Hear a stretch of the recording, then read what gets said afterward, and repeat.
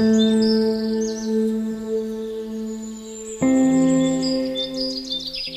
anak ko po, yung bunsong anak ko, lumog po yung tiyan niya kasi nag-fail po yung kidney niya. At yung anak ko na yun, ako lahat yun. Sa pagpapaligo, sa paghahatid sa kanya sa paaralan.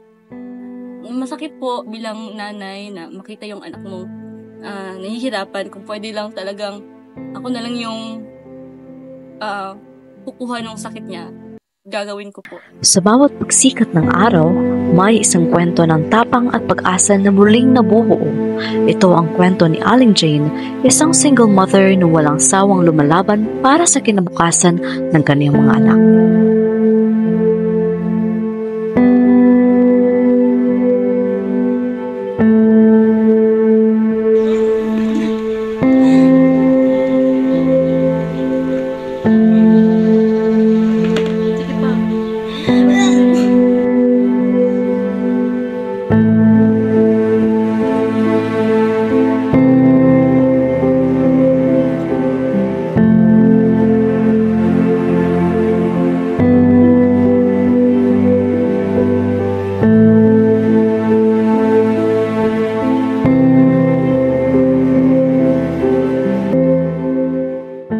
Mama, pinapabayad na po pala kami ng miscellaneous fee sa school namin.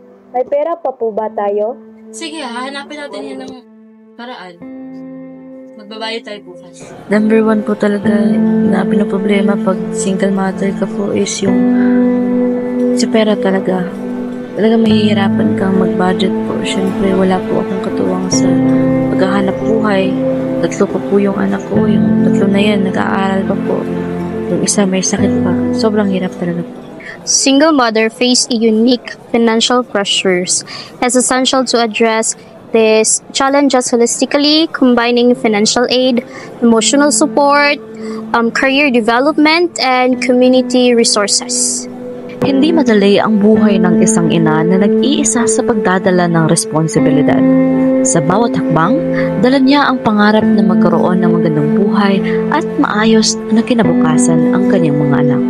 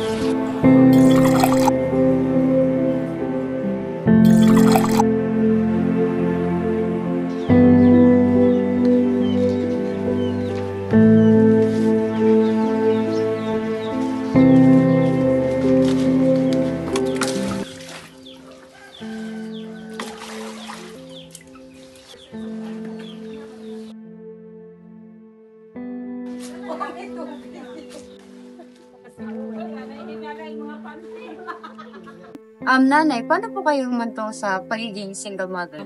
Yung asawa ko po kasi, si Jerry, talagang malakas po siyang mag-inom. So, yun po, kakainom, kasakit. Yung namatay po talaga siya. So, sobrang hirap talaga ng buhay kasi may 3 anak kami. Hindi ko alam kung paano ko sila bubuhayin.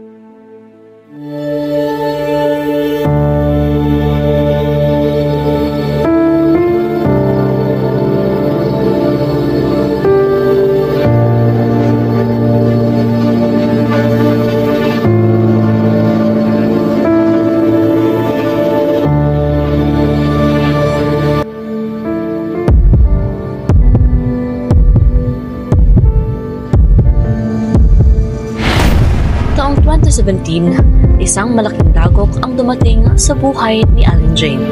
Ang kanyang asawa ay pumanaw at naiwan siyang mag-isa sa pag-aalaga ng kanilang mga anak.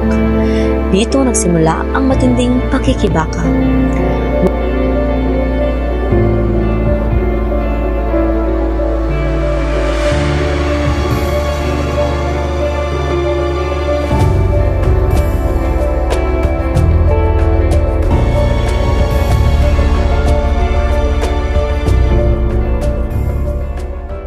Mula noon, siya na ang naging haligi ng tahanan.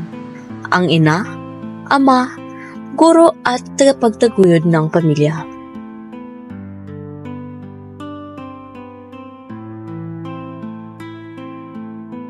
Nanay, ano po ang hanapbuhay na ginagawa niyo para sa mga anak niyo? Minsan po, pag may nagpapalinis ng mga bakuran nila, nililinisan ko. Kagaya ngayon, si Aling Pasing magpapalinis ng bahay nila. So,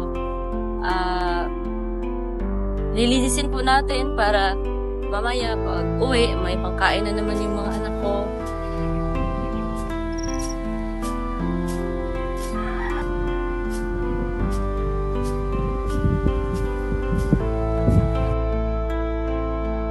Hindi na talaga tayo makakapili ng trabaho. Kung ano yung nandyan, gawin natin kasi nangangailangan tayo